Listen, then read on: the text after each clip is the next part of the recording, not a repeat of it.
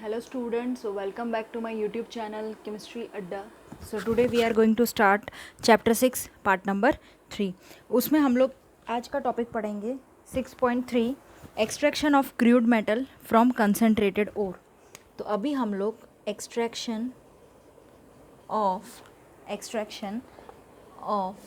Crude metal extraction कराएंगे crude metal का from concentrated ore, from concentrated ore.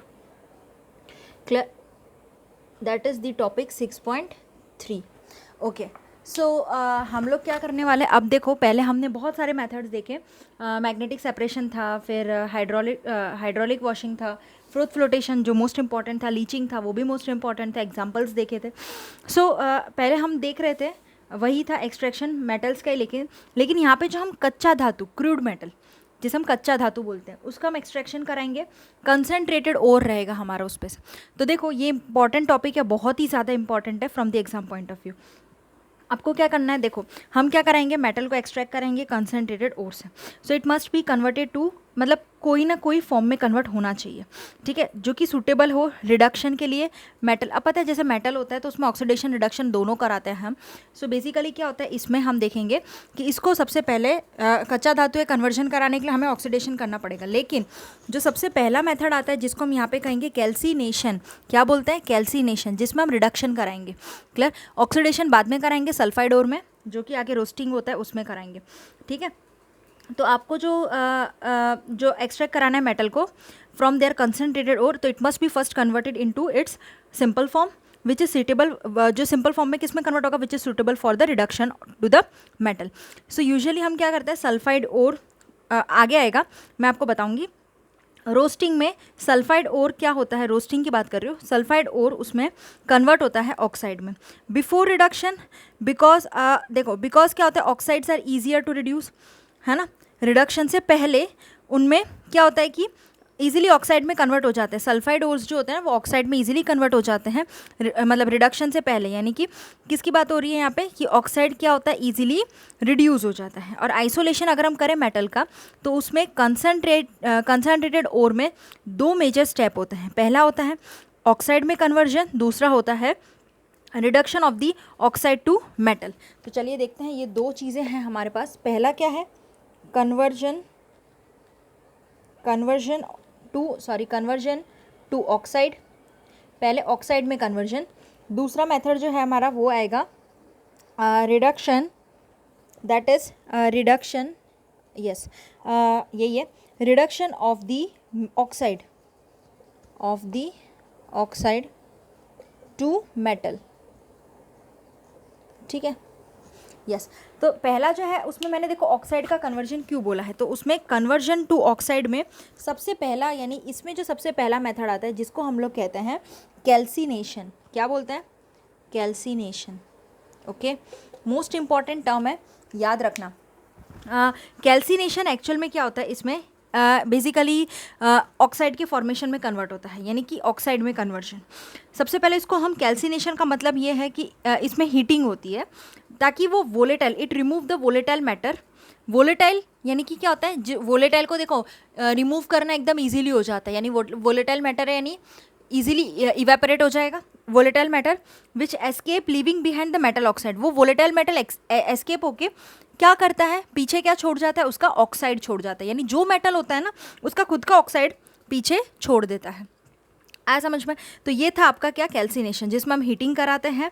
तो it remove, क्या remove करता है, वोलेटाइल मैटर. वोलेटाइल मैटर मतलब कि जो इवापोरेट हो जाता है इजीली, एस्केप इवापोरेट होकर एस्केप हो गया, लेकिन पीछे अपना ऑक्साइड, मेटल ऑक्साइड छोड़ देता है. जैसे इसमें मैं एग्जांपल आपको बताऊं, मेरे पास इसमें बहुत सारे एग्जांपल्स हैं. ये सबसे पहले देखो Fe2O3.XH2O, ये सिर्फ इसका एक फॉर्म है, इसको आप हीट कर दो तो क्या होगा, Fe2O3 + XH2O. क्लियर. इसके साथ आप देखो जिंक कार्बोनेट, बेसिकली आप याद रखना इसमें कार्बोनेट का यूज़ किया जाता है. बाद में आप इसको डेल्टा हीट कराते हो तो देखो जिंक ऑक्साइड, ये वाला मेटल था, ये मेटल कार्बोनेट. कैल्सीनेशन में याद रखना हम मेटल कार्बोनेट का यूज़ करते हैं, मोस्ट इंपॉर्टेंट टर्म है ये, आप भूलना मत कि इसमें हम मेटल कार्बोनेट लेते हैं. जैसे यानी मैंने यहाँ पे क्या लिया है, जिंक कार्बोनेट लिया है ना, M मतलब मेटल जिंक है, कार्बोनेट CO3. तो मेटल कार्बोनेट लेते हैं, उसको हम लोग क्या कराते हैं बेटा, हीट कराते हैं, सॉरी हीट कराए तो क्या था, मेटल कार्बोनेट को हीट कराएंगे तो ZnO वो खुद अपना मेटल ऑक्साइड दे देगा, मेटल का ही मेटल ऑक्साइड बना। उसके बाद CO2 gas remove. Same way CaCO3 dot CaCO3 dot MgCO3 ये ले सकते हैं आप लोग, ठीक है। इसको आप हीट करा दो, हीट कराने पे क्या मिलेगा आपको, CaO कैल्शियम ऑक्साइड यानी metal oxide, MgO magnesium oxide plus CO2, ठीक है। तो ये आपका क्या होगा, रिएक्शन हो जाएगी जो आपको लर्न रखनी है। आया बच्चों समझ में। सो ये मोस्ट इंपॉर्टेंट है। सबसे पहला मेथड है जिसको हम कहते हैं कैल्सिनेशन, जिसमें मेटल ऑक्साइड की बात होती है। मेटल ऑक्साइड यानी हीटिंग करेंगे, वोलेटाइल मेटल इजीली इवेपोरेट होगा, पीछे अपना खुद का ऑक्साइड छोड़ देता है। यानी कि अपना ZnCO3 था तो Zn हीट करने पे ZnO प्लस CO2, वैसे ये दूसरा भी बन जाएगा। तो आपको ये याद रखना है। यस इसके बाद जो नेक्स्ट आता है दैट इज़, इसको हम क्या बोलते हैं, रोस्टिंग कहते हैं, ठीक है। रोस्टिंग कैल्सिनेशन ऑलवेज एग्ज़ाम में आता है। सो आप अच्छे से पढ़ना। सो याद रखना रोस्टिंग जो है उसमें आप क्या देखोगे, मैंने आपको उसमें मेटल कार्बोनेट के लिए बोला था, इसमें मेटल सल्फाइड ओर आता है। जैसे कि मैं यहाँ पे बात करूँ कि रोस्टिंग के अंदर जो ओर को हम हीट करते हैं, ठीक है। अब देखो मैंने आपको क्या बताया था, कैल्सिनेशन में ना एब्सेंस ऑफ एयर होता है, वो याद रखना, ये मैं बताना भूल गई। उसमें एयर का प्रेजेंस नहीं रहता, एब्सेंस ऑफ एयर रहता है। लेकिन रोस्टिंग में क्या होता है, एयर का प्रेजेंस होता है। दैट मीन्स कि ओर को हम हीट करते हैं, एक रेगुलर सप्लाई देते हैं। ओर को हीट करने के लिए एक रेगुलर सप्लाई हम एयर का देते हैं इन अ फर्नेस। आपको पता है फर्नेस हीट कराने के लिए हम रखते हैं, जिससे कि क्या हो कि कहीं से बाहर से कोई हवा ना आए, यानी कि इसमें एयर का प्रेजेंस होता है लेकिन थोड़ा सा फर्नेस रहता है। यानी क्या होता है कि देखो फर्नेस मैं आपको बताती हूँ, जैसे उसमें क्या होता है, थोड़ा सा गैप होता है, यानी उसमें एयर आ सकती है, क्लियर। तो इसमें फर्नेस के प्रेजेंस में at temperature below the melting point of the metal, इसमें जो हम टेम्परेचर लेते हैं ना बेटा, वो क्या होता है, बिलो द मेल्टिंग पॉइंट से भी कम होता है, clear. Below the melting point of the metal, जो भी मेटल की मेल्टिंग पॉइंट होती है उससे कम। सो ऐसे जो रिएक्शंस होते हैं उनमें, मतलब इसमें जो रिएक्शंस होते हैं उसमें सल्फाइड और बेसिकली आता है। यानी रोस्टिंग आपको जनरली किसके लिए बात की जाती है, सल्फाइड ओर की बात की जाती है। क्लियर हो गई बात, ओके। अब एक चीज़ याद रखो, मैंने आपको क्या बताया रोस्टिंग के अंदर, पहली बात ओर को हीट करते हैं in presence of air, furnace ले लेते हैं, थोड़ा सा एयर आती है, हीट किया, सॉरी टेम्परेचर दिया, temperature below the melting point देते हैं, मेटल का जो हम लेते हैं वो below melting point. That means क्या होगा कि इसमें जो हम रिएक्शन कराते हैं वो सल्फाइड ओर का होता है, और बिलो मेल्टिंग पॉइंट यानी कि आपको ऑक्सीडेशन कराना पड़ता है। समझ में आ गया, वो इजीली रिड्यूस नहीं होता, रिडक्शन तो पॉसिबल हो ही नहीं पाएगा। दैट मीन्स कि हमने जो कैल्सिनेशन देखा उसमें हम क्या कहते हैं, ये रिडक्शन करा सकते हैं, इजीली रिड्यूस हो सकता था, लेकिन इसमें हमें ऑक्सीडेशन कराना पड़ेगा। क्यों, क्योंकि क्या है कि इन प्रेजेंस ऑफ एयर करा रहे हैं लेकिन बिलो टेम्परेचर ले रहे हैं मेल्टिंग पॉइंट, तो आपको ऑक्सीडेशन करा के देन फिर बाद में आप क्या कर सकते हो, ऑक्साइड फॉर्मेशन कर सकते हो। तो यहाँ पे आपको याद रखना है मेटल ऑक्साइड फॉर्म होता है। क्या होता है, मेटल ऑक्साइड, MO, वहाँ पे मेटल कार्बोनेट था, क्लियर। चलो तो अब इसमें याद रखो, सबसे पहले मैंने आपको क्या बोला, सल्फाइड ओर की बात होती है, तो यहाँ पे जिंक सल्फाइड ले लिया, उसको मैंने ऑक्सीडेशन कराया O2, ठीक है। अब ऑक्सीजन के प्रेजेंस में रिएक्शन होती है, ऑक्सीडेशन भी हम कह सकते हैं। तो यहाँ पे करा दिया, तो यहाँ पे क्या होगा, 2 टाइम्स ZnO प्लस SO2। देखो मेटल ऑक्साइड मिल गया, ये क्या मिला, that is your metal oxide. देखो ये रहा, क्लियर, प्लस SO2। उसके बाद मैं ले लेती हूँ, मान लो कि यहाँ पे आप बैलेंस करा देना, 2 PbS लेती हूँ, तो उसमें 3 O2 ले लिया, उसके प्रेजेंस में कराऊँ तो क्या बनेगा, 2 PbO बन गया plus 2 time SO2। Same way 2 time CO2S, ये रिएक्शंस आपको लर्न रखनी है, ठीक है। और 3 टाइम्स O2 इसके प्रेजेंस में बनाए तो 2 CO2O प्लस 2 टाइम SO2 हो जाएगा। आया समझ में बच्चों। तो ये इक्वेशंस आपको क्लियरली अच्छे से लर्न रख लेना है। तो पहला वाला क्या था, मेटल कार्बोनेट, दूसरा metal oxide, basically it is for sulphide ore, roasting, clear. अब उसके बाद मैंने आपको क्या बताया कि इसमें जो सल्फाइड ओर एक डायग्राम है जो मैं आपको बताती हूँ अभी, जिसको हम बोलते हैं रिवर्बरेटरी फर्नेस, ठीक है। रिवर्बरेटरी फर्नेस के हिसाब से हम क्या कर सकते हैं, यहाँ पे मेटल कार्बोनेट मेटल ऑक्साइड को देख सकते हैं। जैसे कि बहुत ही अच्छा फिगर गिवन है।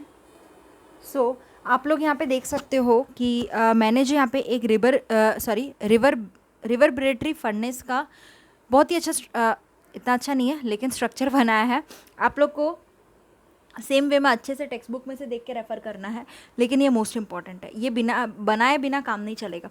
सो देखो इसमें क्या किया है हमने, ये देखो इसमें मैंने जो लिया है दैट इज़ बेसिकली क्या है कि एयर एंड ऑयल है, क्लियर। ये एयर ऑयल दोनों यहाँ पे पार्टिकल मिक्स है, ये इसको मैग्नेसाइट बोलते हैं, जिसको यहाँ पे यानी मेटल का मैग्नेट जिसे हम कहते हैं मैग्नेसाइट।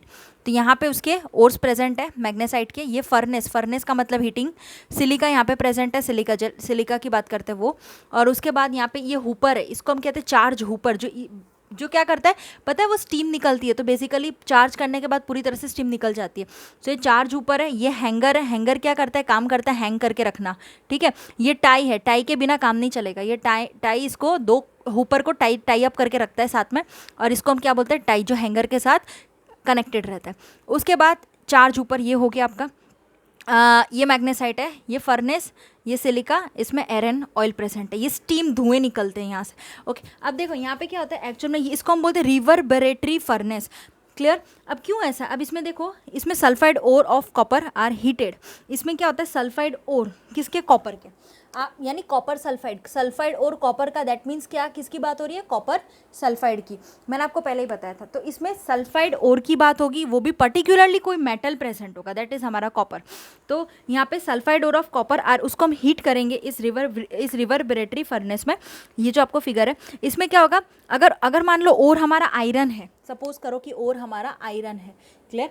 तो अगर आयरन और है, अगर मैं उसको मिक्स करूँ सिलिका के साथ, आयरन को अगर मैं मिक्स कर देती हूँ सिलिका के साथ, ठीक है। तो अगर यहाँ पे देखो, ऑब्वियसली बेसिकली क्या है, सिलिका हमारा नीचे प्रेजेंट ही है।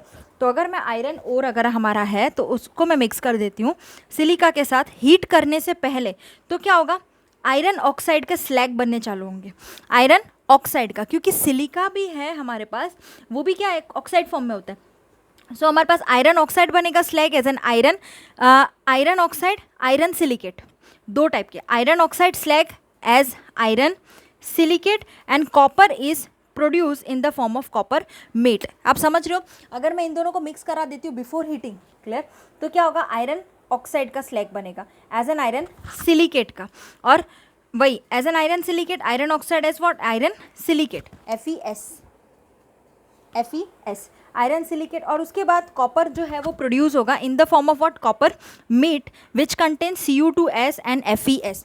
आप समझ सकते हो कि आयरन मेट जो आएगा, सॉरी कॉपर, मैंने आपको अभी बताया कि इसमें कॉपर जो प्रोड्यूस होगा इन द फॉर्म ऑफ, क्या बोलते हैं हम उसको, कॉपर मेट, कॉपर मेट कहते हैं, जिसमें कि कौन सा आपका एलिमेंट आएगा, जिसमें क्या होगा, विच कंटेन Cu2S, बिकॉज किसकी बात हो रही है, सॉरी सल्फाइड की बात हो रही है, Cu2S एंड आयरन था तो FeS बना देगा, क्लियर। कुछ नहीं, इसमें मैंने आपको क्या बताया है, सबसे पहले बेसिकली क्या था इसमें, ये दोनों प्रेजेंट हुए तो ये कॉपर Cu2S और FeS बन चुका है। अब इसकी एक रिएक्शन आती है जो मैं आपको बताती हूँ, लेकिन उससे पहले 2 मिनट खाली आप रिवाइज कर लो। क्या था, air oil, magnesite, furnace, silica, hanger, tie, charge ऊपर, ये सब चीज़ें थी। हमने क्या किया, स्टार्टिंग में बेसिकली कॉपर सल्फाइड के लिए है, अगर मैं और अगर आयरन लेती हूँ, उसको मिक्स करती हूँ सिलिका के साथ हीट करने से पहले, तो क्या होगा, आयरन ऑक्साइड होगा, iron oxide FeO, iron oxide का slag as what, iron silicate FeS, and then copper produce होगा in the form of copper matte, जिसको हम Cu2S कहते हैं।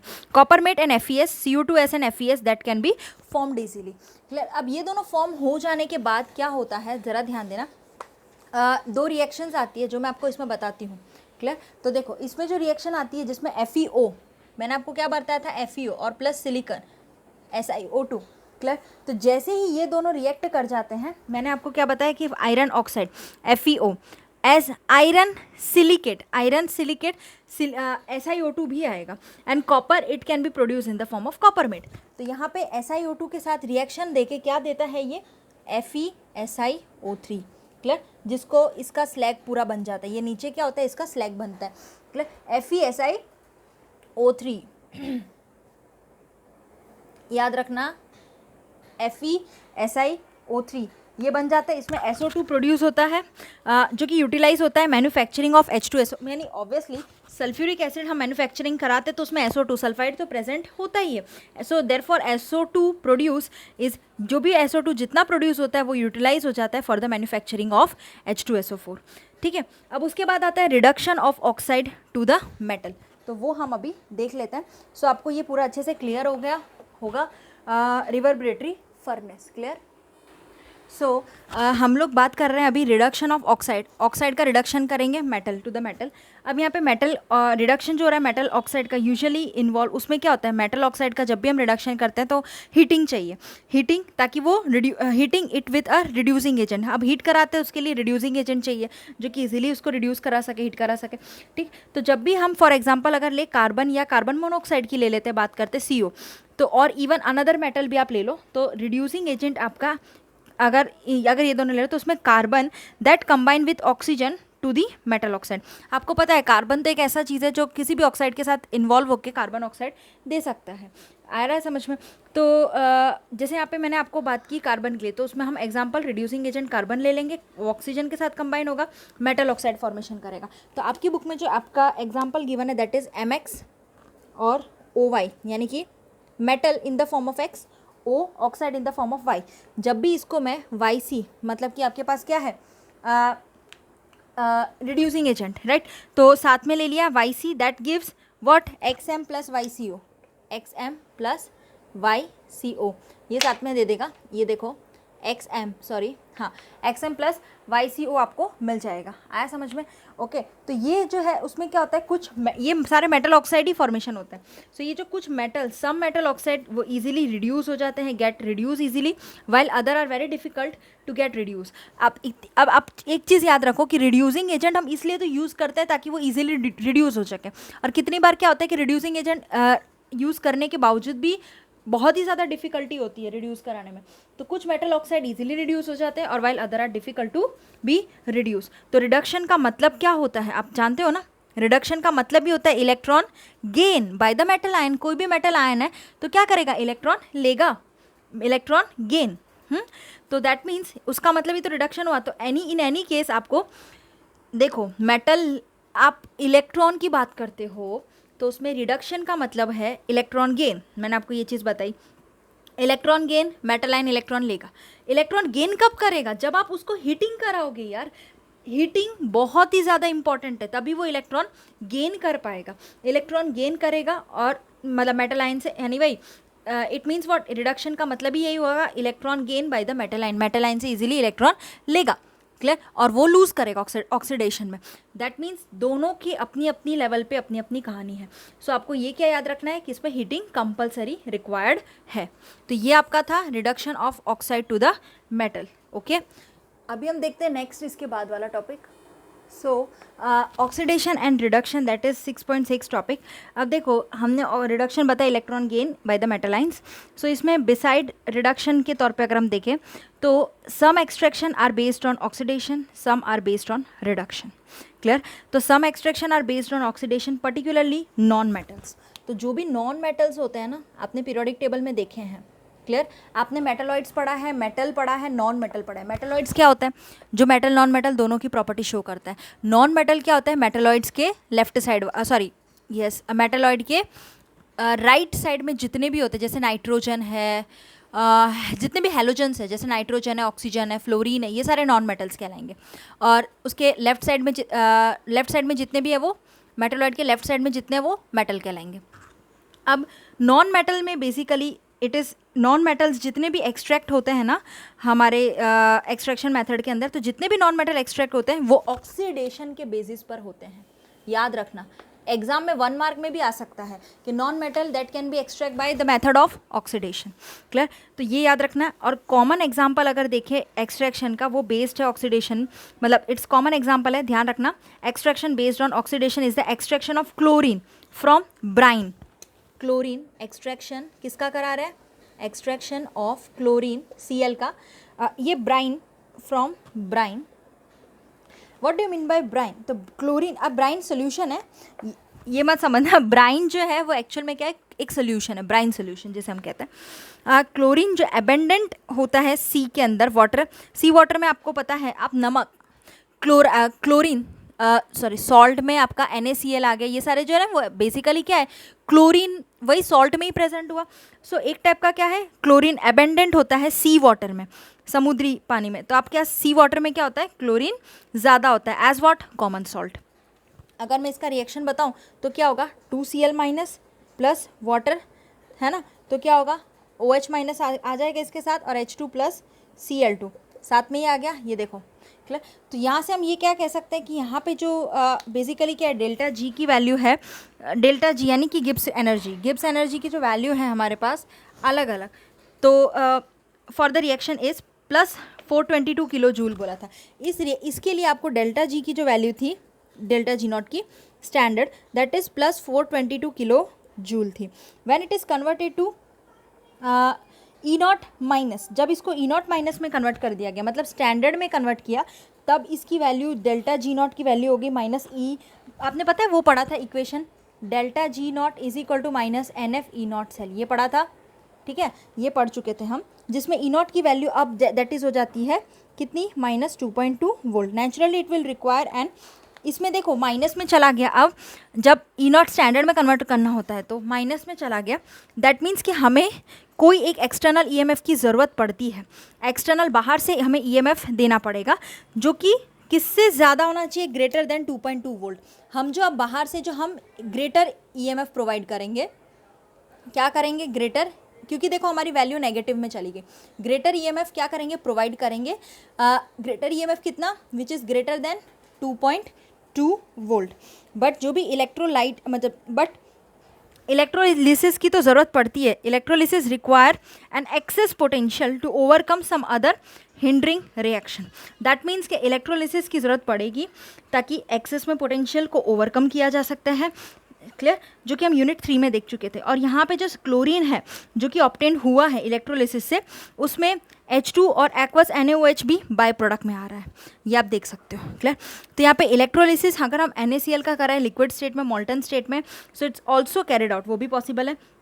अगर मैं Na मेटल को प्रोड्यूस कर रहा हूँ, है ना, तो ये भी तो हो सकता है, बट इसमें क्या होगा कि Na मेटल प्रोड्यूस होगा लेकिन NaOH नहीं प्रोड्यूस हो पाएगा, क्लियर, क्योंकि वो एक टाइप का बेस क्रिएट बेस हो जाएगा, क्योंकि यहाँ पे सिर्फ NaCl की बात हो रही है, OH की प्रेजेंस नहीं होगी, क्लियर। तो ये आपको इसमें मोस्ट इम्पॉर्टेंटली ध्यान रखना पड़ेगा।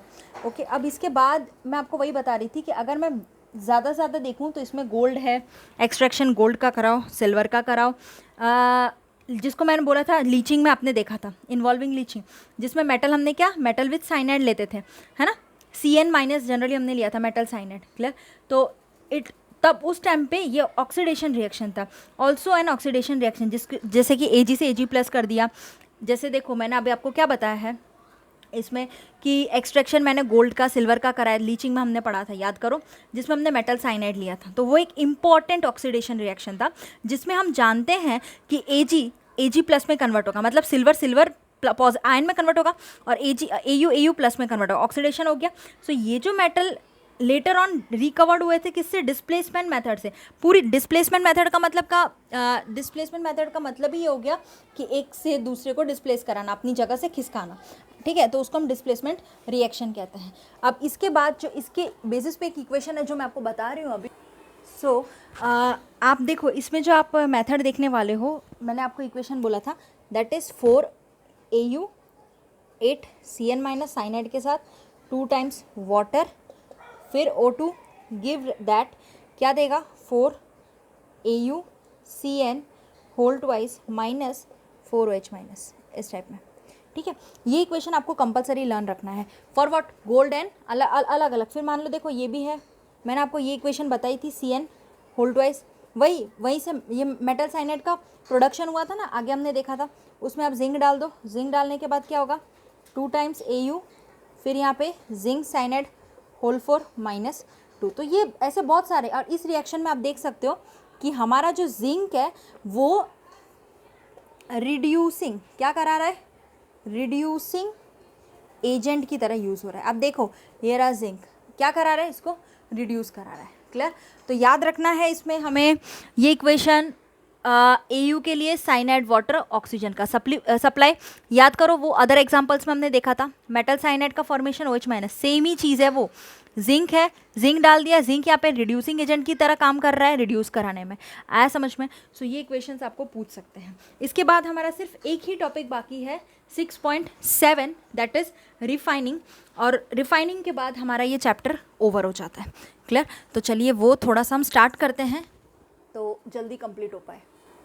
सो रिफाइनिंग हम नेक्स्ट वीडियो में करेंगे, बिकॉज थोड़ा सा लेंदी है बट जल्दी से हो जाएगा। सो रिफाइनिंग हम नेक्स्ट वीडियो में करेंगे। तब तक के लिए इस वीडियो में आपको कोई भी प्रॉब्लम हो, any query, you can ask me, okay. And if you like this video then please share करना मत भूलिएगा, लाइक कीजिए, सब्सक्राइब करिए चैनल को और ज़्यादा से ज़्यादा शेयर कीजिए। Thank you so much students.